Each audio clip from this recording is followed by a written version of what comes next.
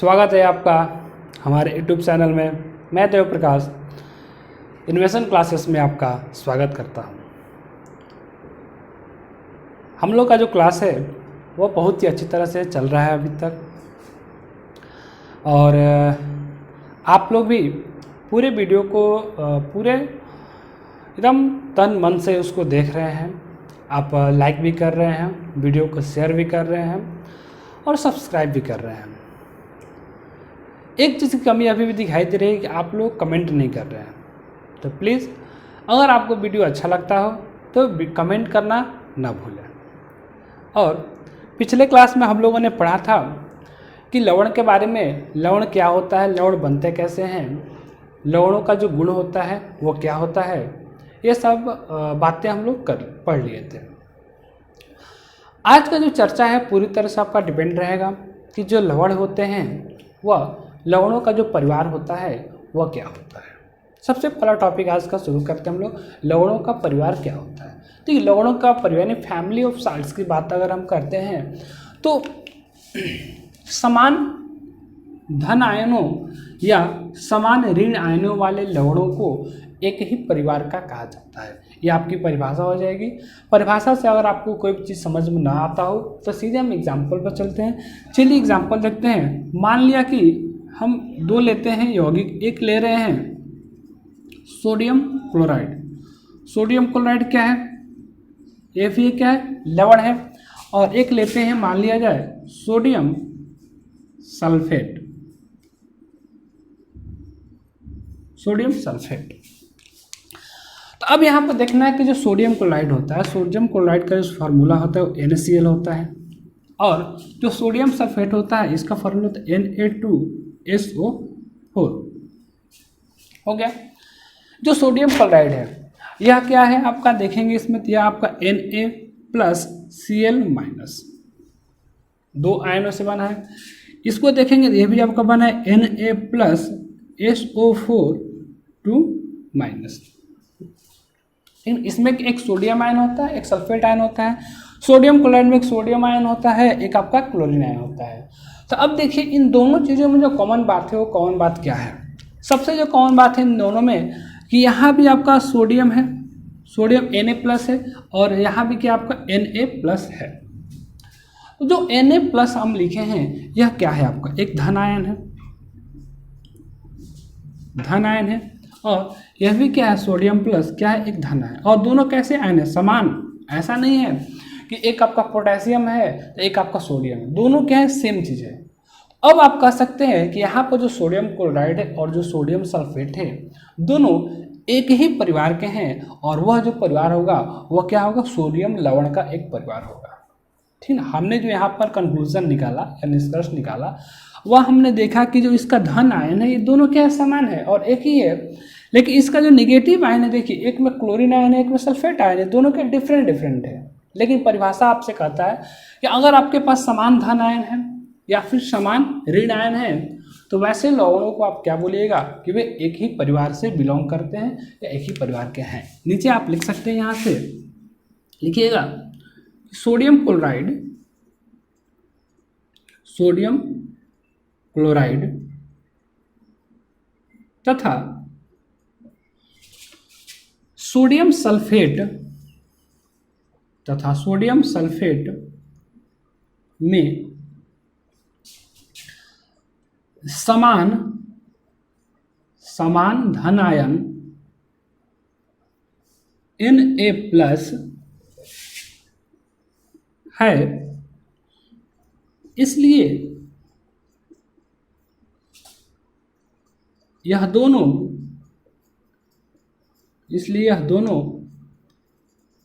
एक ही परिवार, इसलिए यह दोनों एक ही परिवार का सदस्य, एक ही परिवार का सदस्य है। अब आपसे कोई पूछ सकता है कि आखिर में ठीक है भाई, वो जो एक ही परिवार के सदस्य हैं तो वह परिवार आप क्या कहें, उस परिवार को आप क्या बोलिएगा। तो वह जो परिवार कहलाएगा क्या कहलाएगा, सोडियम लवण का वो परिवार कहलाएगा। यकीन सोडियम लवण का परिवार कहलाएगा, कोई दिक्कत। ठीक। अब आइए हम लोग देखते हैं एक और दूसरा एग्जाम्पल। ये आपका पहला एग्जाम्पल था, हो गया कंप्लीट। अब हम लोग एक दूसरा एग्जाम्पल देखते हैं, देखिए कैसे।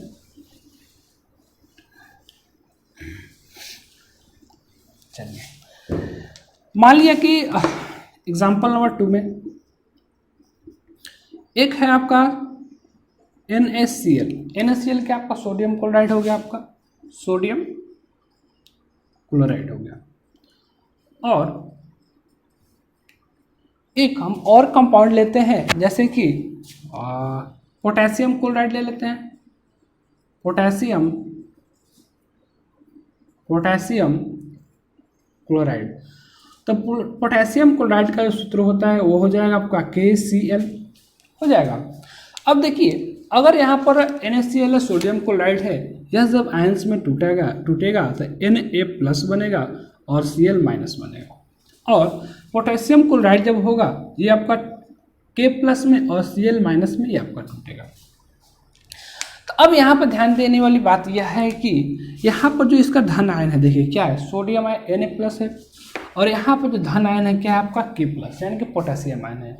तो क्या ये सोडियम आयन और क्या यह आपका पोटेशियम आयन दोनों समान है? नहीं समान है। लेकिन हम यहाँ पर देखते हैं कि यहाँ पर जो इसका निगेटिव आयन है क्या है, क्लोरीन आयन है, और यहाँ पर आपका क्या है, निगेटिव आयन जो है आपका ऋण आयन जो क्या है, क्लोरीन ही है।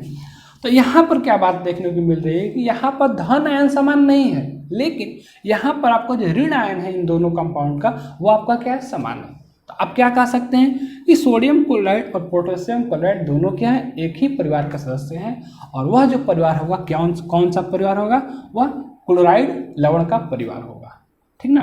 आप यहाँ पर लिखेंगे कि NaCl तथा KCl में समान ऋण आयन Cl- है, अतः ये दोनों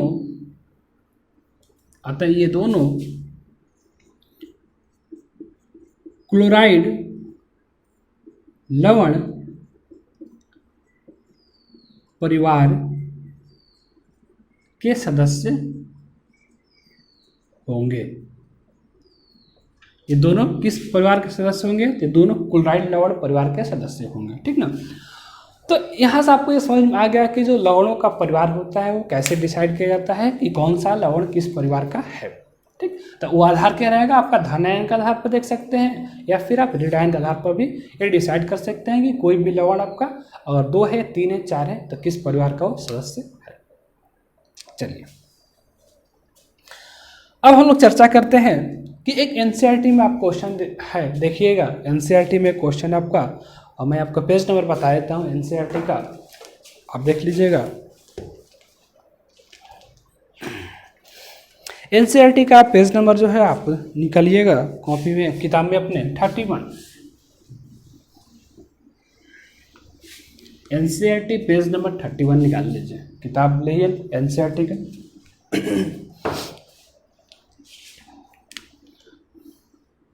NCERT page number 31, page number 31। इसमें क्वेश्चन है, पढ़िएगा। लवण का परिवार लिखा है, उसमें क्रियाकलाप है 2.13, लिखिए यहाँ पर क्रियाकलाप 2.13। कह रहा है कि नीचे दिए गए लवण के सूत्र लिखिए। कुछ नीचे आपके लवण दिए गए हैं, उसका कह रहा है सूत्र लिखिए। जैसे पोटेशियम सल्फेट है, सोडियम सल्फेट है, ठीक है, बहुत सारा है। उन अम्ल एवं क्षारकों की पहचान कीजिए जिससे उपरोक्त लवण प्राप्त किए जा सकते हैं। यानी कि अगर आपको लिख रहा है पोटेशियम सल्फेट, तो पोटेशियम सल्फेट जो लवण आपका बना है, तो हमको मालूम है कि लवण का जब निर्माण होता है तो अम्ल और क्षारक के अभिक्रिया के फलस्वरूप होता है। तो आपको यही बताना है कि अगर पोटेशियम सल्फेट है तो पोटेशियम सल्फेट को बनाने के लिए कौन सा अम्ल लिया गया होगा और कौन सा क्षारक लिया गया होगा, ये डिसाइड करना आपको।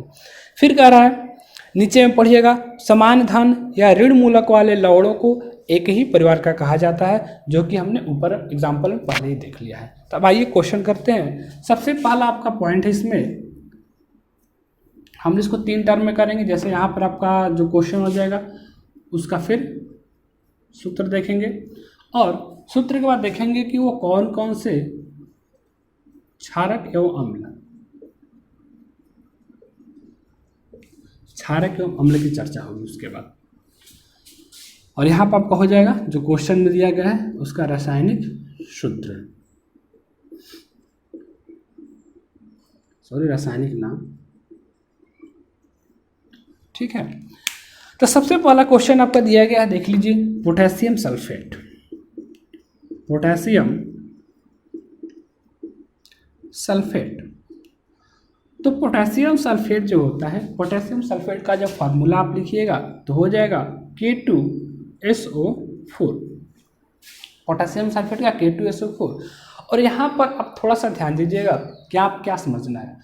जब हम लोग किसी भी लवण का जब नाम लिख रहे थे तो मैंने आपको बताया था कि लवण का जो नाम होता है, जो उसका पहला जो शब्द आता है, जैसे यहाँ पर क्या है आपका पोटेशियम आया है, पोटेशियम आया, तो लवण का जो पहला नाम आता है वो आता है क्षारक के परिवार से, और जो उसका दूसरा पार्ट होता है सल्फेट, यह आपको कहाँ से मिलता है? यह मिलता है अम्ल के परिवार से। अब देखिए यहाँ पर पोटेशियम आया है, तो पोटेशियम से निर्मित क्षारक कौन सा होता है? तो पोटेशियम से निर्मित क्षारक होता है KOA, यानी पोटेशियम हाइड्रोक्साइड होता है। तथा जो आपका अम्ल होगा, तो मैंने आपको बताया था कि जो सल्फेट आपको यहाँ पर दिखाई दे रहा है SO4, तो सल्फेट आयन आपको तभी मिलेगा जब अम्ल के रूप में हम H2SO4 लेंगे, यानी कि सल्फ्यूरिक अम्ल लेंगे।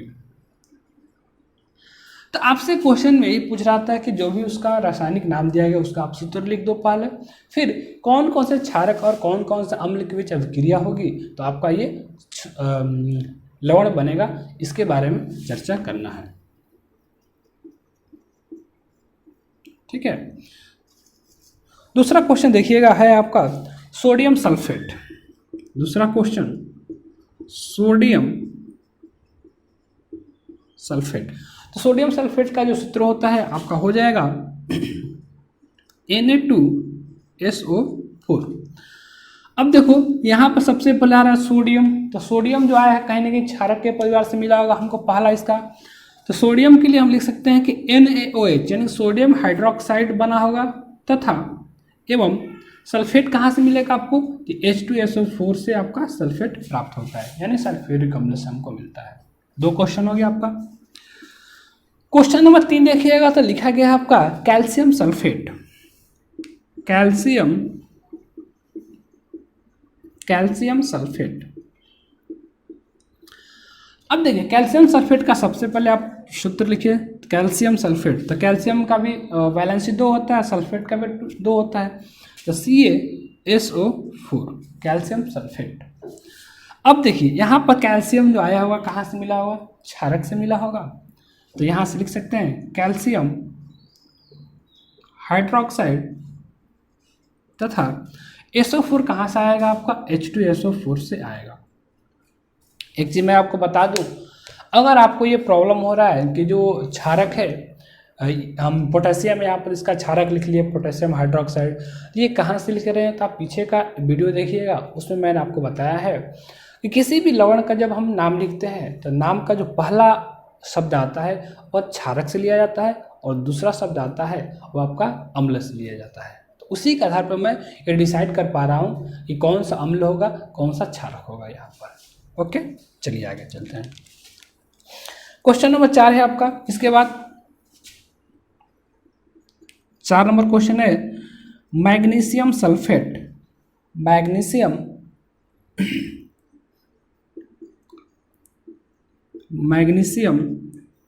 सल्फेट, इसका फॉर्मूला हो जाएगा MgSO4, और यहाँ पर लेंगे मैग्नीशियम हाइड्रोक्साइड तथा SO4 है, यानी H2SO4 आपको एक बार फिर से लेना पड़ेगा, कोई दिक्कत? Next question copper sulphate. Copper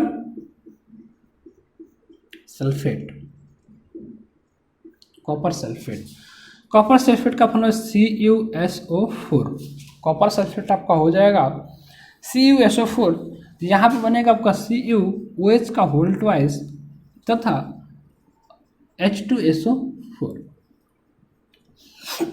H2SO4 हो गया क्लियर आपका।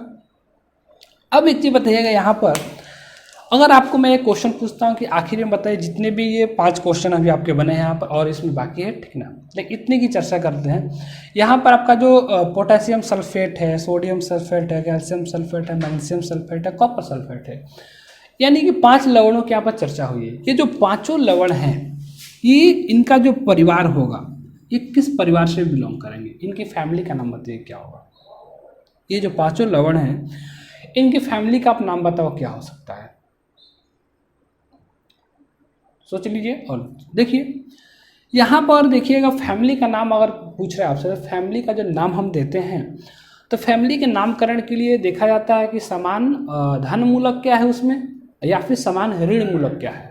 जो चीज़ें समान होंगी उसी के आधार पर उसका नामकरण हम करेंगे। तो पाँचों में अगर हम देखते हैं तो यहाँ पर आपका क्या है, सल्फेट आयन यहाँ भी मिलेगा आपको, यहाँ भी क्या मिलेगा, सल्फेट आयन आपको मिलेगा, ठीक ना, यहाँ भी आपको सल्फेट आयन, यहाँ भी आपको सल्फेट आयन, लेकिन अगर जो कि सभी ऋण आयन है। लेकिन इधर आइएगा तो यहाँ पर पोटेशियम है, सोडियम है, कैल्शियम है, अलग अलग डिफरेंट है। तो यहाँ पर जो चीज़ कॉमन बात है पांचों में, वो है आपका सल्फेट आयन है। ऋण आयन क्या है यहाँ पर, समान है, इनका जो परिवार होगा वह क्या हो जाएगा, सल्फेट लवण। इनके जो परिवार का नाम हो जाएगा वह सल्फेट लवण परिवार। कोई दिक्कत, आप ये डिसाइड कर सकते हैं, ठीक है। अब आगे बढ़ते हैं, आगे क्वेश्चन देखते हैं इसका हम लोग।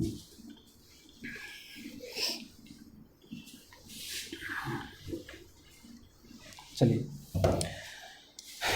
आगे क्वेश्चन दिया गया आपका सोडियम क्लोराइड, 6 नंबर है, sodium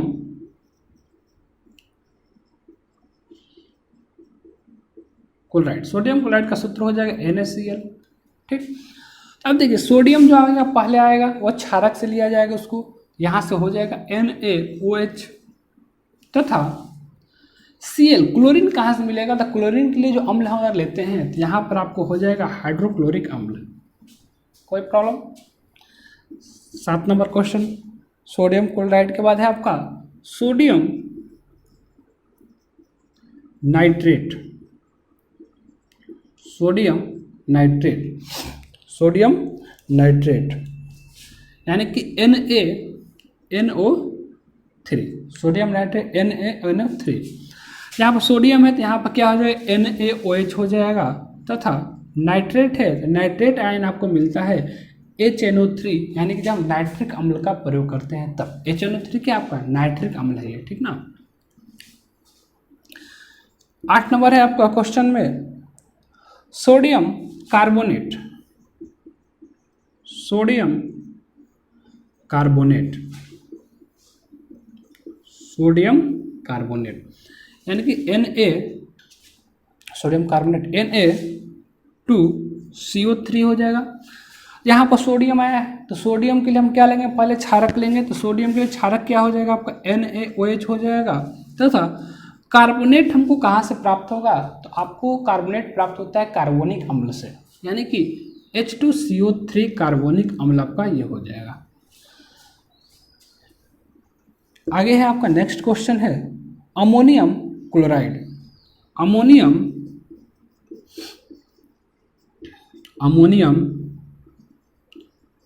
chloride, ammonium chloride. Ammonium chloride का फार्मूला हो जाएगा NH4Cl। अमोनिया ये कहाँ से मिलेगा आपको, यहाँ पर जो आपका अमोनियम क्लोराइड, ठीक है, हमने तो अमोनियम क्लोराइड का फार्मूला लिख लिया। अब मैं पूछ रहा हूँ आपसे कि यहाँ पर जो अमोनिया है कहीं ना कहीं आपको क्षारक से मिला होगा, और यहाँ पर जो क्लोरीन दिखाई दे रहा है यह तो आपको मिलेगा कहाँ से, हाइड्रोक्लोरिक अम्ल HCl से मिला होगा। लेकिन अमोनिया कहाँ से मिला होगा ये बताइए आप अमोनियम हाइड्रोक्साइड का नाम सुने हैं, ठीक ना, ये आपको मिलेगा कहाँ से, अमोनियम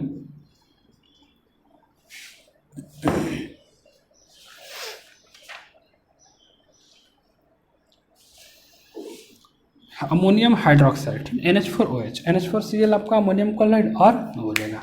अब देखिए यहाँ पर थोड़ा सा और हम लोग एक ये हो गया कंप्लीट हमारा जो भी आपका क्वेश्चन पूछा गया था। क्वेश्चन आपका कितना था, इतना ही क्वेश्चन था आपका। अब हम लोग को ये पकड़ना है कि कौन से परिवार से बिलोंग करते हैं। तो चलिए आइए चेक करते हैं।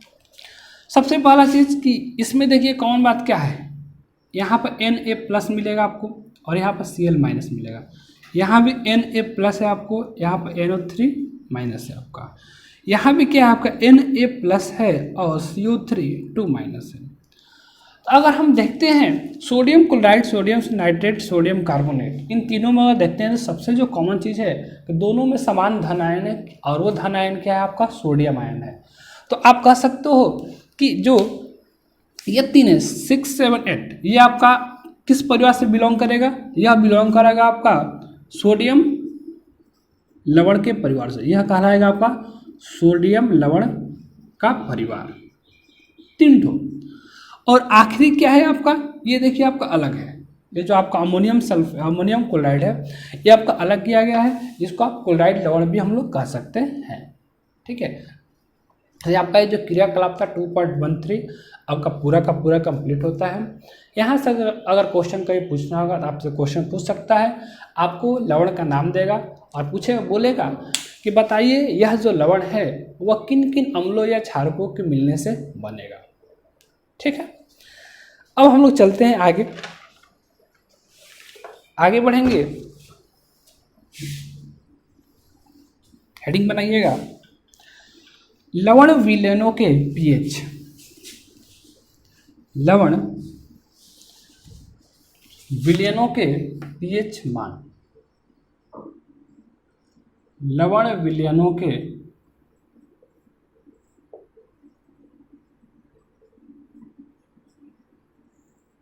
पीएच।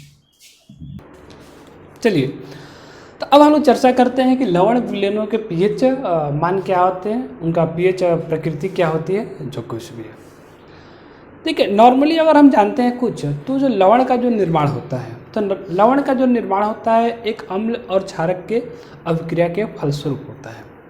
और हमको ये मालूम है कि जब अम्ल और क्षारक अभिक्रिया करते हैं तो वहाँ पर आपका लवण और जल की प्राप्ति होती है, और यह जब प्रक्रिया होती है वो उदासीनीकरण की अभिक्रिया भी कहलाती है।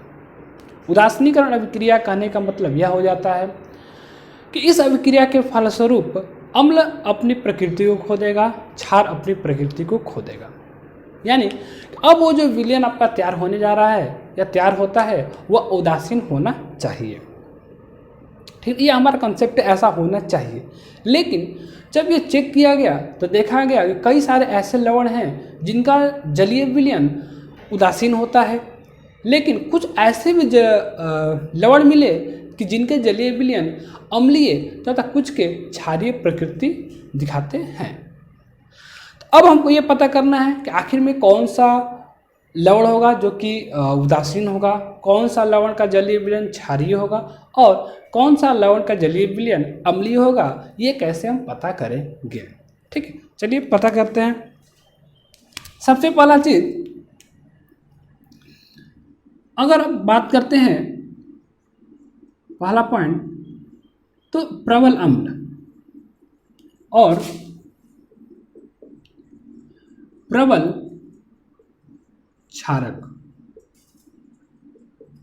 क्षारकों से बने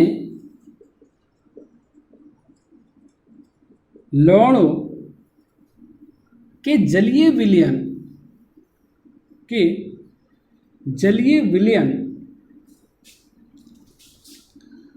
का पीएच मान 7 होता है, 7 होता है, अर्थात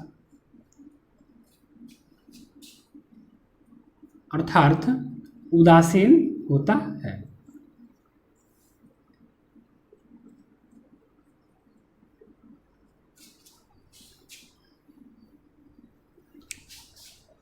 ठीक है, देखिए सबसे पहला चीज याद रखिएगा, जो भी अगर आप लेते हैं कोई भी आप प्रबल अम्ल, ठीक, आपको लेना क्या है इसमें कि आपको कोई एक प्रबल अम्ल लेना है, ठीक, और आपको क्या लेना, प्रबल क्षारक लेना है। तो प्रबल अम्ल और प्रबल क्षारक के मिलने से जो लवण बनता है और उसका जो जलीय विलयन आप लीजिएगा वह क्या होगा, उसका जो पीएच मान क्या होगा, वह 7 होगा। ठीक है, अर्थात अगर किसी भी विलयन का पीएच मान 7 आता है तो विलयन क्या कहलाता है, उदासीन विलयन कहलाता है। लेते हैं एग्जाम्पल, एक प्रबल क्षार लेते हैं, एक प्रबल अम्ल लेते हैं। जैसे बात करते हैं, सबसे पहले हम एक प्रबल अम्ल और साथ में लेते हैं कोई भी एक प्रबल क्षार। तो आपको मालूम है यहाँ पर जो विलयन प्राप्त होगा, जो लवण बनेगा और यहाँ पे क्या बनेगा, आपका जल बनेगा। अगर ये जो सॉल्यूशन आपको यहाँ मिलता है इसका जो पीएच वैल्यू देखिएगा यह क्या हो जाता है, उदासीन होता है, उदासीन होगा। इसका पीएच मान कितना आएगा, 7 आएगा। अब लेते हैं एक प्रबल अम्ल। जैसे कि सबसे अगर प्रबल अम्ल की बात करते हैं तो आपका हाइड्रोक्लोरिक अम्ल हो जाएगा, HCl हो जाएगा। और प्रबल क्षार की बात करते हैं तो सोडियम हाइड्रोक्साइड क्या होता है, एक प्रबल आपका क्षार है। इसके अभिक्रिया के फलस्वरूप आपका बनेगा NaCl यानी कि सोडियम क्लोराइड प्लस H2O। अब देखिए, जब भी आप सोडियम क्लोराइड यानी कि आप जो साधारण नमक होता है इसका जब आप जलीय विलयन लीजिएगा तो NaCl का जो जलीय विलयन होगा वह क्या आपको शो करेगा, उदासीन आपका आएगा, यानी उसका जो पीएच मान जो आएगा कितना आएगा, 7 आएगा। ठीक, ये बहुत ही सिंपल सा एक्सपेरिमेंट है, आप चाहें तो घर पर भी कर सकते हैं। नमक का विलयन लेकर के आप उसमें जो सर्व प्रयोजनीय जो सूचक होता है उसको आप डालेंगे और देखेंगे कि वहाँ पर कलर में क्या परिवर्तन होता है। अगर उसका कलर ग्रीन कलर का हो जाता है तो यानी कि ये सिद्ध हो जाएगा कि जो कुछ भी नमक है उसका जो पीएच वैल्यू वो 7 है। ठीक ना। अब देखो यहाँ पर हमने क्या लिया, याद रखिएगा प्रबल अम्ल, और जब प्रबल क्षार मिलेगा तो जो लवण बनेगा वो आपका कैसा होता है, उदासीन होता है। क्लियर। आप एग्जाम्पल और भी ले सकते हैं, कोई भी एक प्रबल अम्ल और जैसे हम ले लेते हैं एक और चीज़, चलिए ले लेते हैं पोटेशियम हाइड्रोक्साइड ले लेते हैं जो कि एक क्षार है, और एक ले लेते हैं HCl नहीं लेते हैं, सल्फ्यूरिक अम्ल H2SO4 ले लीजिए। तो इसके द्वारा जो आपका बनेगा प्रोडक्ट वो आ जाएगा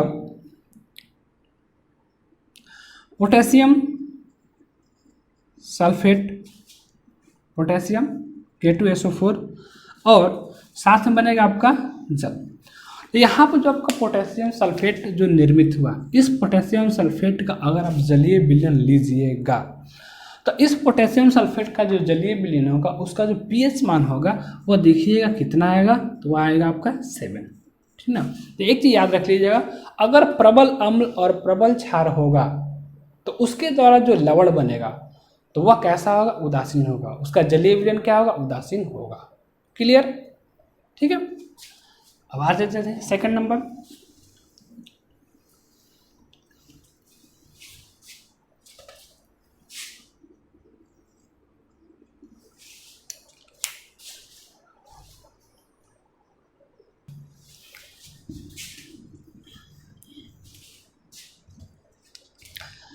अब हम लोग देखते हैं कि जो प्रबल अम्ल होगा और जब दुर्बल क्षार मिलेगा तो उसके अभिक्रिया के फलस्वरूप जो लवण प्राप्त होगा उस लवण का जो जलीय विलयन होगा वो प्रकृति में कैसा होगा।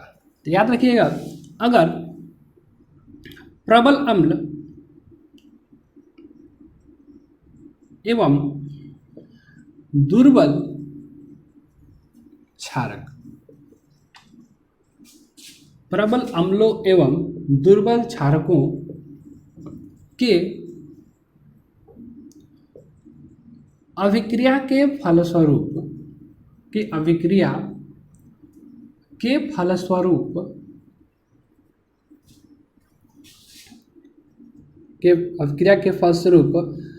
बने लवण का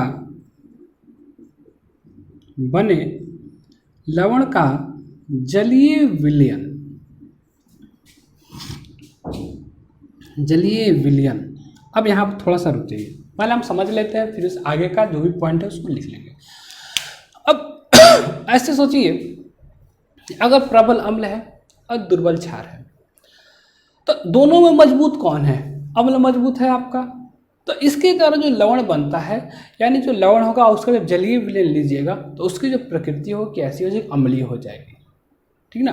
डिपेंड करेगा कौन आपका मजबूत है। तो प्रबल अम्ल है तो जो प्रकृति बनेगी उसकी क्या हो जाएगी, अम्लीय हो जाएगी। और हमको मालूम है कि जो भी अम्ल होते हैं, अम्ल का जो पीएच वैल्यू होता है वह क्या होता है, 7 से कम होता है। चलिए आगे लिख लीजिएगा, बने लवण का जलीय विलयन अम्लीय अम्लीय प्रकृति का होता है, ठीक ना। आगे लिख सकते हैं, तथा इसका पीएच मान 7 से कम होता है। 7 से क्या होता है, कम होता है, ठीक। अब हम लोग एग्जाम्पल ले लेंगे। एक कोई आप प्रबल अम्ल लीजिएगा और फिर एक कोई आप दुर्बल क्षार लीजिएगा और उसके फलस्वरूप जो बनेगा उसकी लवण, उसकी चर्चा हम लोग कर लेते हैं। जैसे मान लिया जाए कि इसको शॉर्ट में आप लिख सकते हैं ऐसे हम लोग कि प्रबल अम्ल प्लस दुर्बल क्षार, और जो लवण बनेगा यहाँ पर, और क्या बनेगा, जल बनेगा। और इसकी जो प्रकृति होगी वह कैसी होगी, तो अम्लीय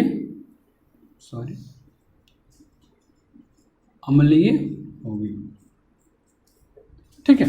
अब एग्जाम्पल नीचे कर लेते हैं हम लोग। एक एग्जाम्पल में लेते हैं, एक प्रबल अम्ल यानी कि हाइड्रोक्लोरिक अम्ल ले लीजिए, ठीक ना। इसके बाद क्षार की बात करता है तो दुर्बल क्षार में हमने पढ़ा था कि जो आपका अमोनियम हाइड्रोक्साइड होता है NH4OH, अमोनियम जो हाइड्रोक्साइड होता है, यह क्या होता है, आपका दुर्बल क्षार होता है। तो इसके अभिक्रिया के फलस्वरूप जो प्राप्त होगा हमें, आपका पहले क्या आएगा, NH4 आएगा क्षारक से, NH4, और यहाँ से आएगा Cl आएगा, NH4Cl, यानी कि अमोनियम क्लोराइड आपको यहाँ से प्राप्त होता है। और साथ में क्या बनेगा, H2O, यानी कि जल आपको यहाँ पर बनेगा। अब देखिए, जो यहाँ पर आपका अमोनियम क्लोराइड बना, अमोनियम क्लोराइड बना, तो अमोनियम क्लोराइड का अगर आप जलीय विलयन लेते हैं तो अमोनियम क्लोराइड का जो जलीय विलयन होगा वह प्रकृति में कैसा होगा, तो वह अम्लीय होगा, ठीक ना। तो आप देखो, हमको जहाँ तक लगता है अगर इस तरह कभी भी क्वेश्चन पूछता है तो अगर आप दुर्बल क्षारक क्या होता है आप उसका कंसेप्ट समझते हैं कि दुर्बल क्षारक किसे कहेंगे, प्रबल क्षारक क्या है, दुर्बल अम्ल क्या है, ठीक ना, और प्रबल अम्ल क्या है, तो फिर आपको ये कंसेप्ट से और क्वेश्चन पूछता है तो आप उसको सही सही बिल्कुल बना सकते हैं। अगर आप दुर्बल अम्ल क्षारक जो भी नहीं समझ पाते हैं तो कम से कम जो मैंने पॉइंट वाइज कर आपको लिखवाया भी है, ये कौन कौन सा आपका दुर्बल अम्ल है और कौन कौन सा आपका प्रबल अम्ल है, उसी तरह क्षारक की भी चर्चा हुई है। आप वहाँ से उतना भी और याद रखते हैं तो बिल्कुल आप आसानी से इसको क्लियर कर सकते हैं, ठीक है।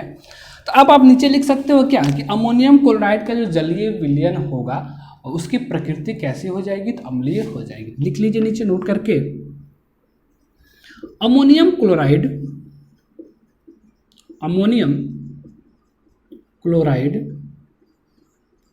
के जलीय विलयन, अमोनियम क्लोराइड के जलीय विलयन की प्रकृति अम्लीय होती है, अम्लीय होती है, ठीक ना। इसका जो पीएच वैल्यू होता है देखिएगा आप निकाल कर, इसका पीएच वैल्यू आपका 6 आता है। पीएच वैल्यू कितना आता है, 6 आता है आपका, ये भी हो गया। अब एक तीसरा जो पॉइंट बचा उसकी चर्चा कर लेते हैं। तीसरा पॉइंट है आपका, इसमें अब क्या लेना है हमको, हमने प्रबल अम्ल ले लिया है पीछे में, अब हम लेंगे दुर्बल अम्ल और प्रबल क्षार। आगे लिखे, दुर्बल अम्लों एवं प्रबल क्षारकों की अभिक्रिया के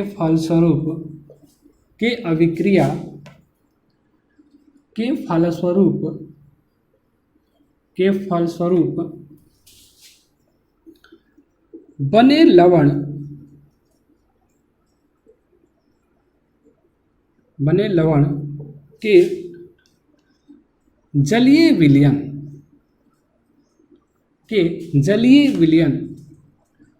की प्रकृति क्षारीय होती है। अब देखिए, दुर्बल अम्ल लिए हैं, प्रबल क्षार लिए हैं, तो मैंने आपको बताया कि जो मजबूत रहेगा उसी का गुण उसमें आएगा, ठीक ना। तो प्रबल क्षार लिए हैं तो उसकी प्रकृति कैसी हो जाएगी, क्षारीय हो जाएगी। क्षारीय हो जाएगी यानी कि इसका जो पीएच मान होगा, इसका पीएच मान कितना आ जाएगा, तो 7 से अधिक होता है, 7 से अधिक होता है। आप लिख सकते हैं नीचे शॉर्ट में इसको कि दुर्बल अम्ल प्लस प्रबल